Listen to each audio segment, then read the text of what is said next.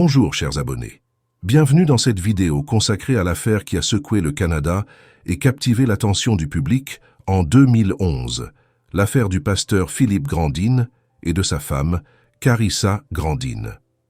Au cœur de cette tragédie se trouve une histoire complexe mêlant amour, trahison et un terrible acte de violence.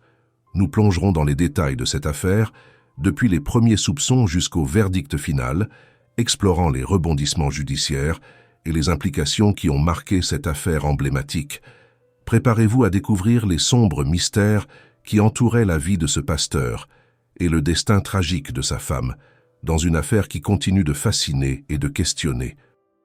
Philippe Grandin est né en 1986 dans la ville de Paris, dans la province de l'Ontario, au Canada. Il y a peu d'informations sur son enfance, mais on sait qu'il était un garçon sûr de lui, sociable et intelligent. Philippe a toujours été un élève exceptionnel à l'école. Ses qualités de leadership sont apparues en 2003, lorsqu'à l'âge de 17 ans, il est devenu le premier participant de son école au concours, ambassadeur de la Foire de Paris, où il a obtenu la 2e place. Ce concours visait à motiver les jeunes à réussir dans différents domaines. Pendant la compétition, ils avaient l'opportunité de développer leurs compétences et d'interagir avec les habitants de la ville. En 2004, Philippe a obtenu son diplôme de l'école secondaire et a reçu le prix de l'élève le plus remarquable. Après cela, il est allé étudier la théologie au séminaire, qu'il a réussi à terminer en 2007. En fin de compte, Philippe est devenu pasteur de l'église baptiste évangélique Hennerdal. C'est là qu'il a rencontré une jeune fille gentille au nom de Carissa Darwin, qui travaillait comme bénévole dans cette église baptiste. Carissa est née le 10 novembre 1981 à Pasay, une ville des Philippines. Sa famille se composait de sa mère Maria, de son père Marvin et de sa sœur Anna. À la recherche d'un meilleur emploi et d'une meilleure éducation, la famille Darwin a décidé d'émigrer au Canada en 1994 et la famille s'est installée à Toronto. Carissa était une fille très responsable. Comme elle voulait gagner sa vie par elle-même, elle a trouvé un emploi à temps partiel, combinant travail et études à l'Université de Toronto. En 2006, elle a obtenu un bachelor en biologie, en sciences humaines et en archéologie. Par la suite, elle a trouvé un emploi en tant que spécialiste de l'évaluation des risques à Berkeley, dans le centre de Toronto. Carissa était une belle personne, avec une âme pure et douce. Elle était très diligente et participait activement à la vie des églises baptistes. 2 ans après avoir obtenu son diplôme universitaire, elle a commencé sa vie professionnelle et elle a enfin trouvé l'amour. Les paroissiens qui fréquentaient la même église qu'elle la considéraient comme une femme exemplaire et gentille qui vivait pour servir Dieu. Carissa était très connue et aimée dans son église.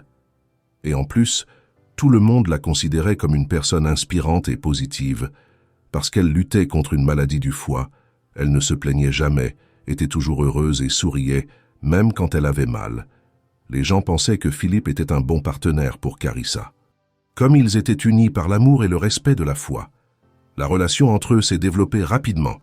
Il semblait qu'ils s'aimaient sincèrement, et comme les couples chrétiens le font habituellement, ils se sont jurés amour et fidélité à l'Église en présence de leurs frères dans la foi. Après le mariage, ils ont déménagé ensemble dans un petit bungalow à Scarborough, en Ontario. 3 ans après le mariage heureux, le couple a appris une nouvelle incroyable. Carissa était enceinte. Elle était très heureuse. Elle voulait vraiment devenir mère.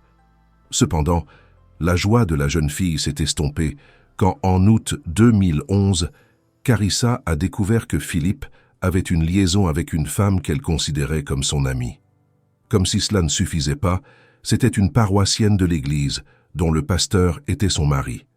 Carissa a aussi fait une autre découverte qui, en fin de compte, a ébranlé son monde et a brisé son intention de créer une famille heureuse avec Philippe. Elle a découvert que Philippe était accro aux films pour adultes. Philippe non seulement trahissait sa femme, mais violait également les commandements de sa religion, tout en étant pasteur. Malgré l'hostilité toujours affectueuse, Carissa était prête à pardonner à son mari. Avant tout, elle aimait Philippe et voulait continuer à construire une famille avec lui. Elle a même trouvé la force de pardonner à la femme avec qui Philippe l'avait trahi. Cependant, le pardon n'était clairement pas suffisant. Ne voulant pas rester les bras croisés, Carissa a décidé de se tourner vers un autre pasteur de leur église baptiste. Il s'agissait du pasteur Stephen Hadfield. Philippe et Carissa le connaissaient même avant de commencer leur relation conjugale. Carissa s'est ainsi confiée à ce pasteur. Elle lui a dit que son mari entretenait une relation physique et émotionnelle avec une autre femme qui fréquentait leur église. En réponse à cela, Stephen leur a proposé de les aider avec une thérapie de couple. Philippe a accepté cela, et il semblait qu'il voulait vraiment rester avec sa femme et revenir sur le bon chemin, mais en fait, il était impossible de tout simplement tout réparer et de vivre comme avant, car les actions de Philippe avaient des conséquences. Ainsi, lors d'une des séances de thérapie que Stephen menait chaque jeudi, en tant que consultant, il a conseillé à Philippe d'abandonner son poste dans l'église, principalement parce que son comportement ne correspondait pas au rôle de pasteur et mentor spirituel de l'église. Stephen a dit à Philippe « Comment pouvait-il donner des conseils aux autres alors qu'il y avait un tel combat entre la foi et les désirs charnels en lui ?» Il lui a également dit que de tous les points de vue, il était incorrect d'être pasteur dans une église où une femme qui était sa maîtresse continuait d'être présente. De plus, selon les assurances de Stephen, Philippe, en refusant le travail de pasteur, pourrait se débarrasser de la tentation et consacrer toute son énergie à sa famille. Bien que Philippe ait été un peu contrarié par cette approche, au fond de lui, il savait que c'était juste et ne pouvait pas refuser. En fin de compte, Philippe a accepté et a quitté son travail pastoral. Lors d'une autre séance de thérapie, Stephen a appris que Philippe avait également un problème de consommation de contenu pour adultes. Il lui a de nouveau recommandé des mesures décisives. Comme Stephen était obsédé par les films pour adultes, le seul moyen de l'empêcher d'accéder à ce genre de contenu était d'installer un filtre sur son ordinateur. Stephen a de nouveau insisté pour que Philippe se concentre sur la restauration de son mariage avec sa femme enceinte. Philippe semblait se repentir de ses actions et faisait tout comme le pasteur lui avait conseillé. Il a quitté le poste de pasteur et a trouvé un nouvel emploi prenant le poste d'infirmier et de gestionnaire dans une maison de retraite à Toronto. En fait, bien que tout semblait indiquer que Carissa avait réussi à restaurer leur relation, c'était loin de la réalité. Il s'est avéré que Philippe n'avait pas rompu avec sa maîtresse et avait tout simplement tout fait pour ne pas être trouvé. Il rencontrait régulièrement sa maîtresse. Leurs ébats sexuels se produisaient à chaque fois dans sa voiture, dans un endroit isolé. Carissa, bien gentille et indulgente, n'était pas stupide et a rapidement appris les mensonges continus de son mari. Confrontée à cela, au début d'octobre 2011, elle a décidé de parler à nouveau des nouvelles trahisons lors de la séance de thérapie familiale avec le pasteur Stephen. Quelques jours plus tard, le 14 du même mois, la femme enceinte s'est rendue à l'hôpital avec des vertiges, de la fatigue et d'autres symptômes. Étant à la salle d'urgence, elle a parlé à sa sœur Anna au téléphone et lui a raconté ce qui s'était passé et ce qu'elle avait déjà dit au médecin qui la traitait. Carissa a expliqué qu'elle souffrait de troubles digestifs après avoir bu le cocktail de lait que son mari lui avait préparé. Elle lui a même demandé directement s'il avait ajouté quelque chose dans la boisson, mais Philippe a tout nié. La vérité était que ses soupçons n'étaient pas de la paranoïa. Après un examen toxicologique, il s'est avéré qu'il y avait des traces de lorazépam dans son corps, largement connu sous le nom d'Ativan. Ce médicament est interdit aux femmes enceintes, car il peut nuire à la fois à la mère et au futur bébé. Carissa a passé toute la nuit sous observation des médecins, et dès qu'elle s'est sentie mieux, elle a été renvoyée chez elle. Quelques jours plus tard, le 17 octobre 2011, Philippe a appelé le service d'urgence et a appelé une ambulance. Selon Philippe, il était parti pour une course matinale, et à son retour, il a vu que sa femme enceinte était sous l'eau dans la salle de bain et ne respirait pas. L'opératrice a tout fait en son pouvoir pour lui donner des instructions et essayer de le calmer.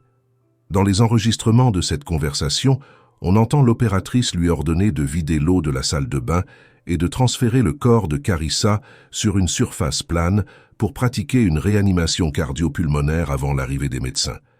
Philippe a dit qu'il ne pouvait pas pratiquer la réanimation cardio-pulmonaire car il ne savait pas comment le faire correctement. C'était étonnant car il travaillait en tant qu'infirmier et il aurait dû connaître les gestes de secours de base. Il a également prétendu qu'il ne pouvait pas sortir Carissa de la baignoire car elle était trop glissante et mouillé. L'opératrice du service 911 a continué à lui donner des recommandations pour que Philippe puisse relever sa femme. Ainsi, l'opératrice lui a dit de mettre une serviette sous les aisselles de Carissa pour qu'il puisse la soulever, mais il a dit que même ainsi, il ne pouvait rien faire. En fait, Philippe n'a même pas enlevé le bouchon de la baignoire pour évacuer l'eau, ce qui aurait considérablement lui facilité la tâche. Tout au long de la conversation avec l'opératrice du 911, on entendait un éclaboussement d'eau. Lorsque les ambulanciers et les policiers sont arrivés sur les lieux, ils ont découvert une scène qui indiquait clairement que Philippe n'avait rien fait pour sauver sa femme et leur futur enfant, car Carissa était toujours sous l'eau. Immédiatement, Carissa, âgée de 29 ans et enceinte de 20 semaines, a été emmenée à l'hôpital, mais malheureusement, elle et son enfant n'ont pas pu être sauvés. Le rapport d'autopsie a montré qu'elle était réellement décédée par noyade. Après que Carissa et son enfant aient été déclarés morts, Philippe a été emmené au poste de police, et ce n'est qu'après plus de 2 heures d'interrogatoire que le veuf a pu rentrer chez lui. Le lendemain de la mort de Carissa, Philippe a rencontré Steven. Ils ont discuté des funérailles, et lorsque le pasteur lui a proposé d'acheter une concession double au cimetière, Philippe a brusquement refusé. Il a dit qu'il se remarierait peut-être un jour, et donc il ne voulait pas être enterré plus tard aux côtés de sa première femme. La réponse était étrange et inappropriée pour un homme qui venait de perdre sa femme enceinte. Les funérailles de Carissa ont eu lieu 2 semaines plus tard dans l'église baptiste de Jarvis. De nombreuses personnes étaient présentes aux funérailles, y compris les paroissiens avec qui elle communiquait, ainsi que ses amis et sa famille. La maîtresse de Philippe, qui avait également été l'amie de Carissa pendant de nombreuses années, était également présente à la cérémonie d'adieu. Ce fait, pour ceux qui connaissaient sa relation avec Philippe, a été perçu comme un acte d'offense et de manque de respect. Cependant, les gens étaient irrités non seulement par l'audace de cette femme, mais critiquaient également Philippe pour n'avoir rien fait pour éloigner sa maîtresse des funérailles de Carissa. De plus, le public était indigné par le mensonge de Philippe, qu'il avait écrit dans la nécrologie immédiatement après la mort de Carissa. Dans le magazine publié sur Toronto Star, il prétendait que Carissa était sa femme bien-aimée et sa meilleure amie, et qu'ils attendaient avec impatience l'arrivée du bébé, qui était maintenant avec elle au ciel. Ceux qui doutaient de la sincérité du veuf ne se trompaient pas. Tout indiquait que la mort de sa femme et de leur enfant ne lui causait aucun chagrin. Au contraire, l'impression était que la tragédie était une libération pour lui. Les mois suivants, pendant lesquels Philippe était censé pleurer la perte de sa famille, l'homme a continué à rencontrer sa maîtresse plusieurs fois par semaine, jusqu'à ce qu'il décide apparemment d'arrêter la communication dans la période de janvier à février 2012. Pendant ce temps, les rumeurs sur le comportement dégoûtant de l'ancien pasteur se sont encore plus répandues, et en plus, le mécontentement grandissait parmi le public, car les autorités ne faisaient rien pour clarifier les faits étranges, ce qui avait conduit à la mort de la jeune femme enceinte. Cependant, en réalité, la police enquêtait et ne le couvrait tout simplement pas dans les médias. À la suite de leurs enquêtes, les détectives ont conclu que Philippe avait délibérément injecté des substances interdites à Carissa, dans l'intention de lui ôter la vie. Finalement, Philippe a été arrêté en mai 2012 pour meurtre au premier degré. Le représentant officiel du département d'enquête sur ce meurtre a déclaré qu'il n'y avait pas de preuve finale qui aiderait à envoyer Philippe derrière les barreaux. Ils avaient plutôt un ensemble de preuves pointant vers Philippe. Cependant, malgré la gravité des accusations, le juge a décidé que Philippe attendrait son procès en résidence surveillée dans le district de Brant, à la ferme de ses parents, dont les identités, soit dit en passant, étaient cachées au public. S'en est suivi un chemin lent et douloureux vers la justice. Les autorités étaient convaincues que Philippe avait non seulement trahi ses vœux matrimoniaux, mais avait également élaboré un plan pour se débarrasser de sa femme et de leur futur enfant. Les procureurs ont promis d'obtenir la vérité et de condamner Philippe pour meurtre au premier degré. Le procès de cette affaire n'a commencé qu'en 2014, 2 ans après la mort de Carissa. Les procureurs ont soutenu que Philippe avait donné à sa femme un médicament qui agissait comme un somnifère, et dès qu'elle est devenue impuissante, il a mis Carissa dans la baignoire et l'a laissée se noyer. Comme motif, on a supposé qu'il voulait se débarrasser de sa femme, afin d'avoir la possibilité d'être avec sa maîtresse qui était son ancienne paroissienne. C'est au cours du procès qu'on a divulgué publiquement le nom de la maîtresse de Philippe. Il s'agissait de Eileen Florentino. Tout au long du procès, Philippe n'a pas admis sa culpabilité et a affirmé que sa femme s'était suicidée ou noyée. Cependant, le nombre de preuves contre lui était beaucoup. En parlant devant le tribunal, le docteur Irving a déclaré que depuis que Carissa s'était tournée vers lui en 2002, il ne lui avait jamais prescrit de sédatif ou de lorazépam. Carissa avait été sous l'attention de ce médecin particulier pendant longtemps, et il était étrange qu'elle n'ait jamais eu besoin de tels médicaments, et soudain, ils ont été trouvés dans son corps. Le docteur Howard, un gynécologue, est également apparu devant le tribunal. Il a clairement indiqué au tribunal qu'il n'avait pas prescrit le médicament trouvé dans le corps de la victime. Le témoignage des deux médecins a joué un rôle décisif pour soutenir le point de vue du procureur concernant l'implication de Philippe dans la mort de sa femme. Le procureur a également remis au tribunal les conclusions toxicologiques établies après la mort de Carissa, qui ont montré que du lorazépam était présent dans son sang. Les résultats de l'analyse de sang effectuée quelques jours plus tôt ont également été présentés comme preuve lors de son hospitalisation en raison de désorientation et de somnolence. De plus, le lorazépam a également été trouvé dans son sang, mais en quantité moindre qu'au moment de l'autopsie. Il a également été dit au tribunal que Carissa elle-même avait des symptômes de suspicion, car le 14 octobre, lorsqu'elle a été hospitalisée, elle avait dit à sa sœur Anna que, selon elle, Philippe l'avait injecté des substances interdites. Le procureur a insisté sur le fait que tout s'était passé exactement comme ça, et l'hospitalisation de Carissa le 14 octobre était une sorte de répétition pour lui de ce qu'il allait faire plus tard. Cet incident lui a permis de découvrir le dosage nécessaire et de l'augmenter après 3 jours. Les représentants du bureau du procureur ont affirmé que le plan avait été élaboré par Philippe au moins une semaine plus tôt et ont révélé les informations collectées par le service informatique de la police. Les experts informatiques ont trouvé dans les historiques de recherche de l'ordinateur de Philippe qu'un utilisateur s'était inscrit avec l'adresse e-mail de Philippe le 10 octobre 2011 sur un forum médical. Cet utilisateur avait demandé sur le forum si 100 mg de lorazépam était mortel. Les mêmes experts ont également déclaré que le matin du 14 octobre, un utilisateur avec la même adresse e-mail avait essayé de trouver une escort girl sur un autre site, juste au moment où Carissa était à l'hôpital. Environ 4 heures après la sortie de Carissa, cet utilisateur était à nouveau en ligne, cherchant du lorazépam sur Internet. Avec l'aide de l'ordinateur de Philippe, les détectives ont réussi à découvrir une autre information alarmante importante. Le juge a été informé que lors d'un appel d'urgence et dans une déclaration à la police, le suspect avait affirmé que le jour où sa femme s'était noyée, il était allé courir et n'était rentré chez lui qu'à 10h45. Mais le filtre de contenu pour adultes installé sur son ordinateur semblait avoir été désactivé environ 40 minutes avant cette heure.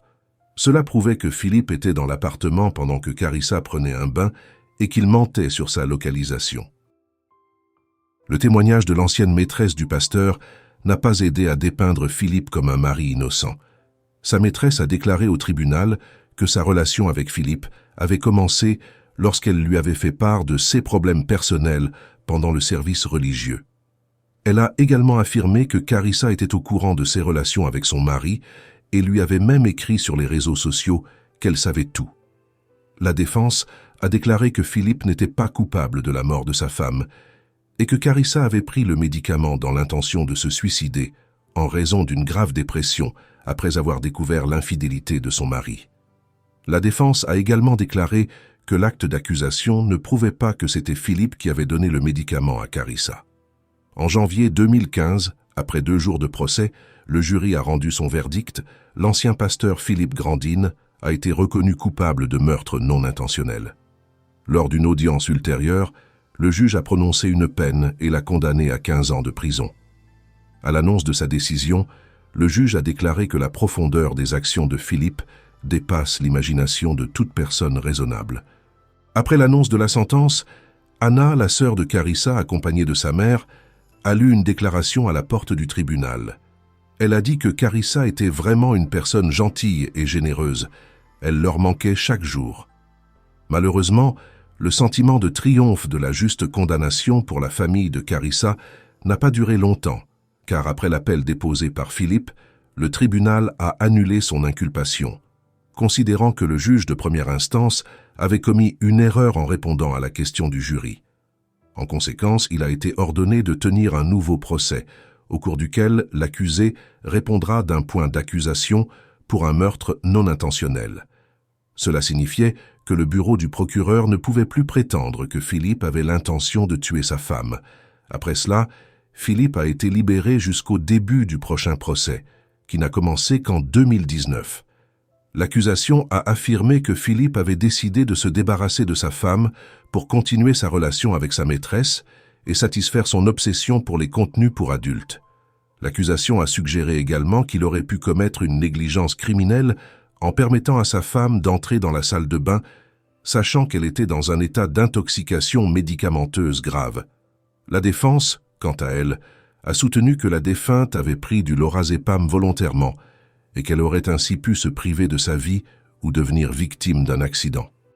Lors de ce deuxième procès, Philippe a été reconnu coupable d'un meurtre non intentionnel et a été libéré sous caution avant d'entendre la sentence.